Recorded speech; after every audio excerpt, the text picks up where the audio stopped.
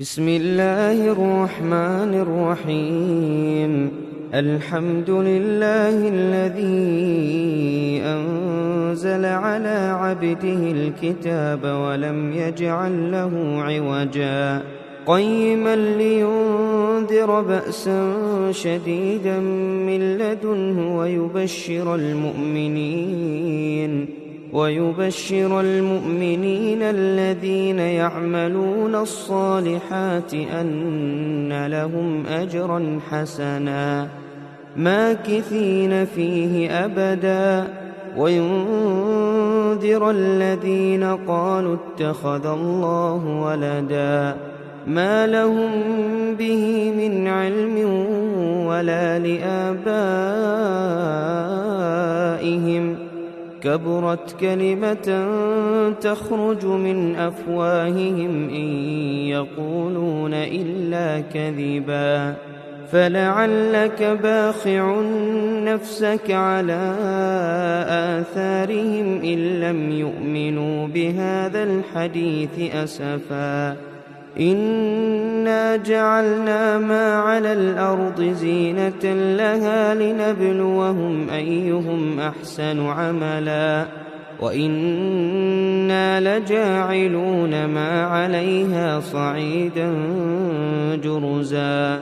أم حسبت أن أصحاب الكهف والرقيم كانوا من آياتنا عجبا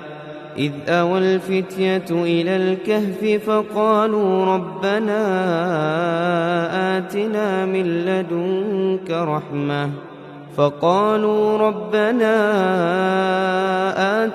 من لدنك رحمة وهيئ لنا من أمرنا رشدا فضربنا على آذانهم في الكهف سنين عددا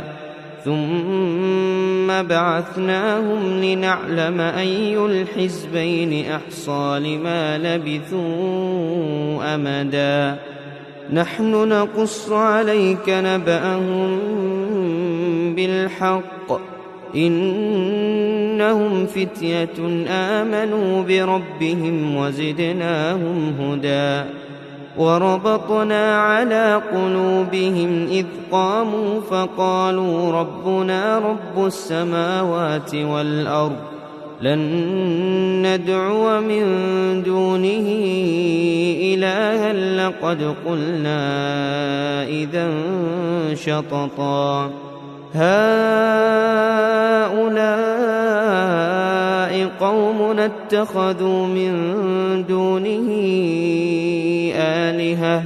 لولا يأتون عليهم بسلطان بين فمن أظلم ممن افترى على الله كذبا وإذ اعتزلتموهم وما يعبدون إلا الله فأووا إلى الكهف ينشر لكم ربكم من رحمته ويهيئ لكم من أمركم مرفقا وترى الشمس إذا طلعت تزاور عن كهفهم ذات اليمين وإذا غربت تقرضهم ذات الشمال وهم في فجوة منه ذلك من آيات الله من يهد الله فهو المهتد ومن يضلل فلن تجد له وليا مرشدا وتحسبهم أيقاظا وهم رقود ونقلبهم ذات اليمين وذات الشمال وكلبهم باسط ذراعيه بالوصيد لو اطلعت عليهم لوليت منهم فرارا ولملئت منهم رعبا وكذلك بعثناهم ليتساءلوا بينهم قال قائل منهم كم لبثتم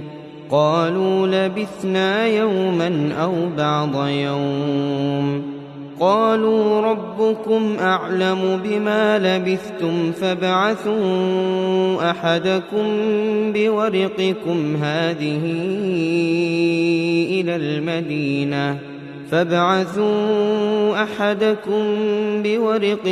هذه إلى المدينة فلينظر أيها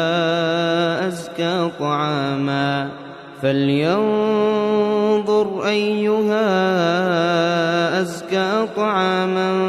فليأتكم برزق منه وليتلطف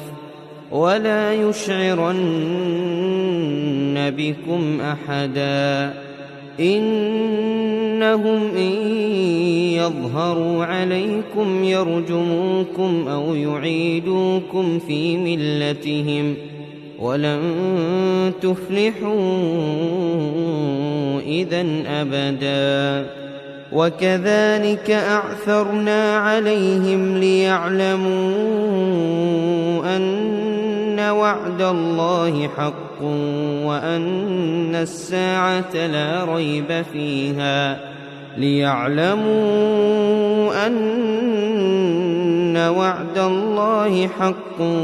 وأن الساعة لا ريب فيها إذ يتنازعون بينهم أمرهم فقالوا ابنوا عليهم بنيانا ربهم أعلم بهم قال الذين غلبوا على أمرهم لنتخذن عليهم مسجدا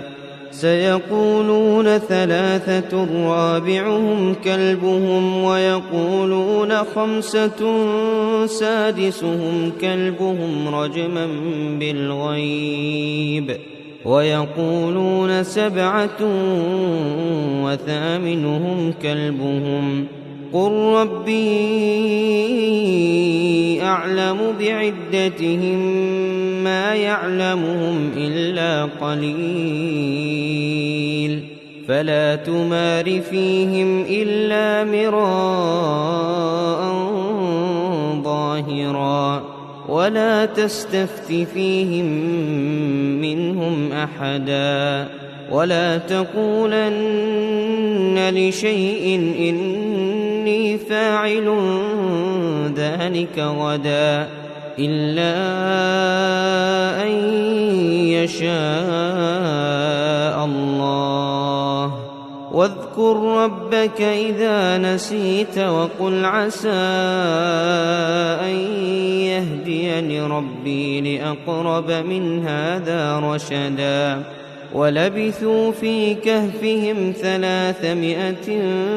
سنين وازدادوا 9 قل الله أعلم بما لبثوا له غيب السماوات والأرض أبصر به وأسمع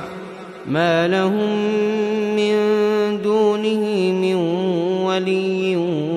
ولا يشرك في حكمه أحدا واتل ما أوحي إليك من كتاب ربك لا مبدل لكلماته ولن تجد من دونه ملتحدا واصبر نفسك مع الذين يدعون ربهم بالغداة والعشي يريدون وجهه ولا تعد عيناك عنهم تريد زينة الحياة الدنيا ولا تطع من أغفلنا قلبه عن ذكرنا واتبع هواه وكان أمره فرطا وقل الحق من ربكم فمن شاء فليؤمن ومن شاء فليكفر إنا أعتدنا للظالمين نارا أحاط بهم سرادقها وإن يستغيثوا يغاثوا بماء كالمهل يشوي الوجوه بئس الشراب وساءت مرتفقا إن الذين آمنوا وعملوا الصالحات إنا لا نضيع أجر من أحسن عملا أولئك لهم جنات عدن تجري من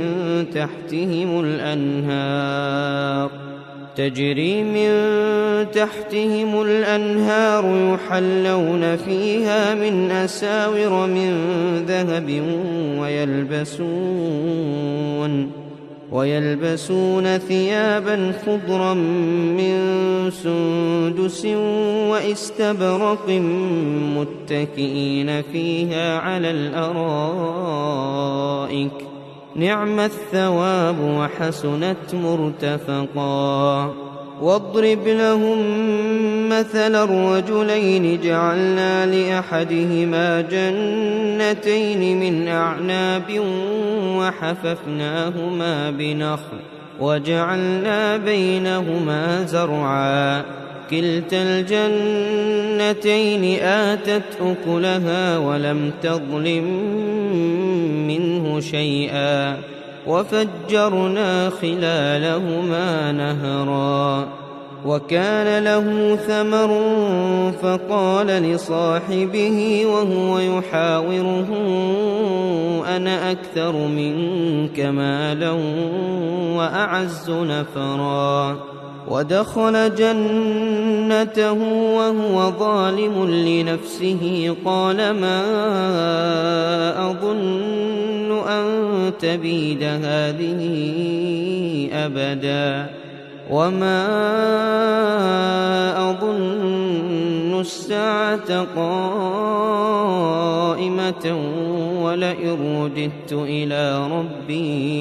ولئن رددت إلى ربي لأجدن خيرا منها منقلبا قال له صاحبه وهو يحاوره أكفرت بالذي خلقك من تراب ثم من نطفة ثم سواك رجلا لكن هو الله ربي ولا أشرك بربي أحدا ولولا إذ دخلت جنتك قلت ما شاء الله لا قوة إلا بالله إن ترني أنا أقل منك مالا وولدا فعسى ربي أن يؤتيني خيرا من جنتك ويرسل عليها حسبانا من السماء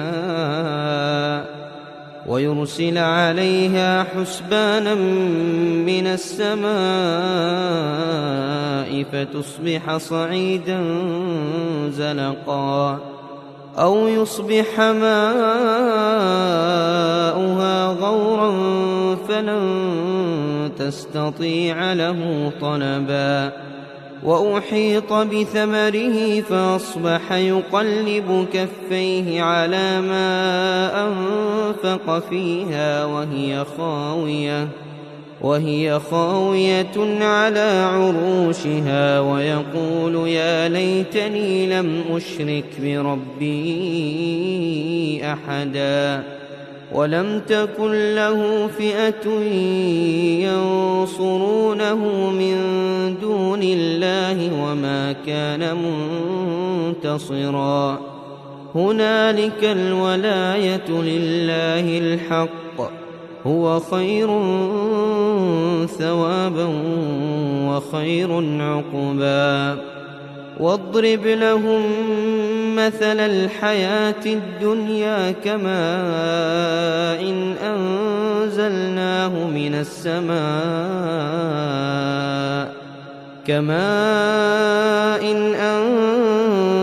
أنزلناه من السماء فاختلط به نبات الأرض فأصبح هشيما تذروه الرياح وكان الله على كل شيء مقتدرا. المال والبنون زينة الحياة الدنيا والباقيات الصالحات خير عند ربك ثوابا وخير أملا. ويوم نسير الجبال وترى الأرض بارزة وحشرناهم فلم نغادر منهم أحدا وعرضوا على ربك صفا لقد جئتمونا كما خلقناكم أول مرة بل زعمتم أن لن نجعل لكم موعدا. ووضع الكتاب فترى المجرمين مشفقين مما فيه ويقولون يا ويلتنا ما لهذا الكتاب لا يغادر صغيرة ولا كبيرة إلا أحصاها ووجدوا ما عملوا حاضرا ولا يظلم ربك أحدا. وإذ قلنا للملائكة اسجدوا لآدم فسجدوا إلا إبليس كان من الجن ففسق عن أمر ربه أفتتخذونه وذريته أولياء من دوني وهم لكم عدو بئس للظالمين بدلا. ما أشهدتهم خلق السماوات والأرض ولا خلق أنفسهم وما كنت متخذ المضلين عضدا. ويوم يقول نادوا شركائي الذين زعمتم فدعوهم فلم يستجيبوا لهم وجعلنا بينهم موبقا. ورأى المجرمون النار فظنوا أنهم مواقعوها ولم يجدوا عنها مصرفا. ولقد صرفنا في هذا القرآن للناس من كل مثل وكان الإنسان أكثر شيء جدلا. وما منع الناس أن يؤمنوا إذ جاءهم الهدى ويستغفروا ربهم إلا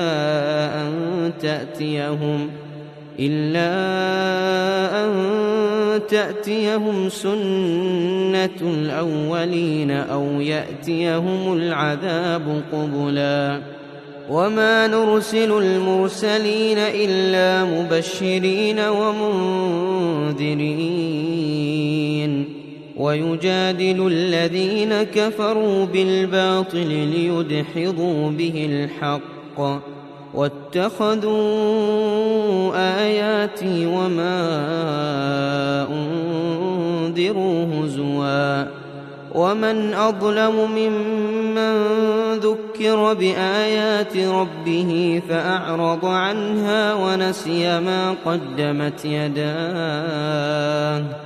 إنا جعلنا على قلوبهم أكنة أن يفقهوه وفي آذانهم وقرا وإن تدعهم إلى الهدى فلن يهتدوا إذن أبدا.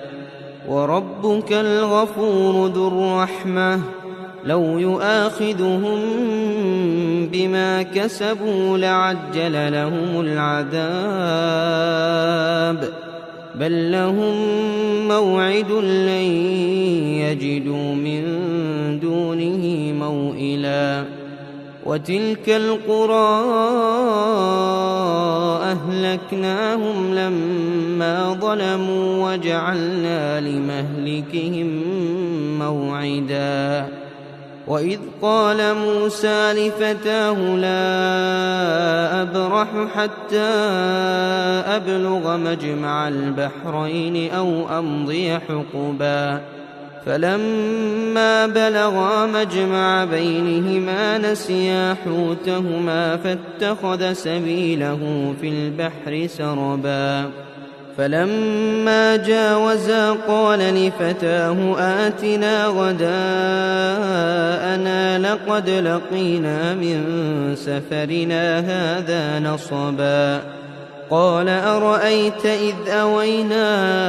إلى الصخرة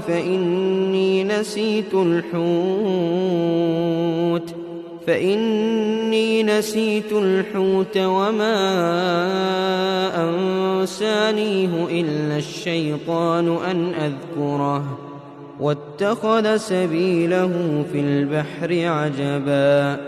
قال ذلك ما كنا نبغ فارتدا على آثارهما قصصا فوجدا عبدا من عبادنا آتيناه رحمة من عندنا وعلمناه من لدنا علما قال له موسى هل أتبعك على أن تعلمني مما علمت رشدا قال إنك لن تستطيع معي صبرا وكيف تصبر على ما لم تحط به خبرا قال ستجدني إن شاء الله صابرا ولا أعصي لك أمرا قال فإن اتبعتني فلا تسألني عن شيء حتى أحدث لك منه ذكرا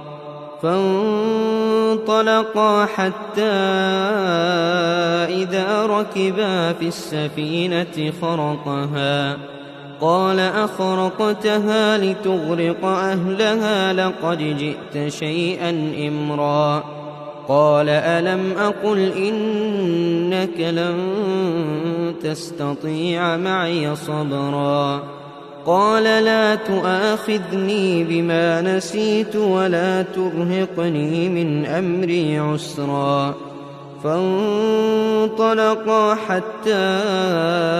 إذا لقيا غلاما فقتله قال أقتلت نفسا زكية بغير نفس لقد جئت شيئا نكرا قال ألم أقل لك إنك لن تستطيع معي صبرا قال إن سألتك عن شيء بعدها فلا تصاحبني قد بلغت من لدني عذرا فانطلقا حتى إذا أتيا أهل قرية استطعما أهلها فأبوا أن يضيفوهما فوجدا فيها جدارا يريد أن ينقض فأقامه قال لو شئت لاتخذت عليه أجرا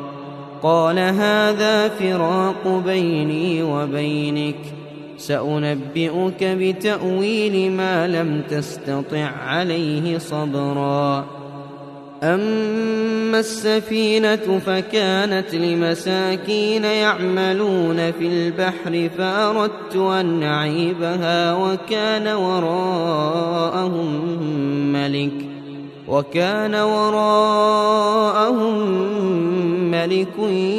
يأخذ كل سفينة غصبا وأما الغلام فكان أبواه مؤمنين فخشينا أن يرهقهما طغيانا وكفرا فأردنا أن يبدلهما ربهما خيرا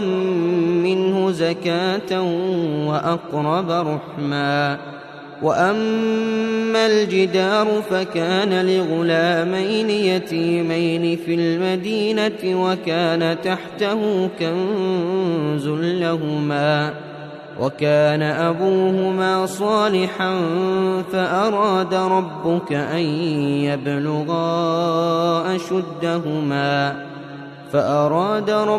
أن يبلغا أشدهما ويستخرجا كنزهما رحمة من ربك وما فعلته عن أمري ذلك تأويل ما لم تسطع عليه صبرا. ويسألونك عن ذي القرنين قل سأتلو عليكم منه ذكرا. إنا مكنا له في الأرض وآتيناه من كل شيء سببا فأتبع سببا حتى إذا بلغ مغرب الشمس وجدها تغرب في عين حمئة ووجد عندها قوما قلنا يا ذا القرنين إما أن تعذب وإما أن تتخذ فيهم حسنا. قال أما من ظلم فسوف نعذبه ثم يرد إلى ربه فيعذبه عذابا نكرا. وأما من آمن وعمل صالحا فله جزاء الحسنى وسنقول له من أمرنا يسرا. ثم أتبع سببا حتى إذا بلغ مطلع الشمس وجدها تطلع على قوم لم نجعل لهم من دونها سترا. كذلك وقد أحطنا بما لديه خبرا. ثم أتبع سببا حتى إذا بلغ بين السدين وجد من دونهما قوما لا يكادون يفقهون قولا. قالوا يا ذا القرنين إن يأجوج ومأجوج مفسدون في الأرض فهل نجعل لك خرجا على أن تجعل بيننا وبينهم سدا. قال ما مكني فيه ربي خير فأعينوني بقوة أجعل بينكم وبينهم ردما. آتوني زبر الحديد حتى إذا ساوى بين الصدفين قال انفخوا حتى إذا جعله نارا قال آتوني أفرغ عليه قطرا. فما استطاعوا أن يظهروه وما استطاعوا له نقبا. قال هذا رحمة من ربي فإذا جاء وعد ربي جعله دكاء وكان وعد ربي حقا. وتركنا بعضهم يومئذ يموج في بعض ونفخ في الصور فجمعناهم جمعا. وعرضنا جهنم يومئذ للكافرين عرضا. الذين كانت أعينهم في غطاء عن ذكري وكانوا لا يستطيعون سمعا أفحسب الذين كفروا أن يتخذوا عبادي من دوني أولياء إنا أعتدنا جهنم للكافرين نزلا قل هل ننبئكم بالأخسرين أعمالا الذين ضل سعيهم في الحياة الدنيا وهم يحسبون أنهم يحسنون صنعا أولئك الذين كفروا بآيات ربهم ولقائه فحبطت أعمالهم فلا نقيم لهم يوم القيامة وزنا ذلك جزاؤهم جهنم بما كفروا واتخذوا آياتي ورسلي هزوا إن الذين آمنوا وعملوا الصالحات كانت لهم جنات الفردوس نزلا خالدين فيها لا يبغون عنها حولا قل لو كان البحر مدادا لكلمات ربي لنفد البحر قبل أن تنفد كلمات ربي ولو جئنا بمثله مددا قل إنما أنا بشر مثلكم يوحى إلي أنما إلهكم إله واحد فمن كان يرجو لقاء ربه فليعمل عملا صالحا ولا يشرك بعبادة ربه أحدا.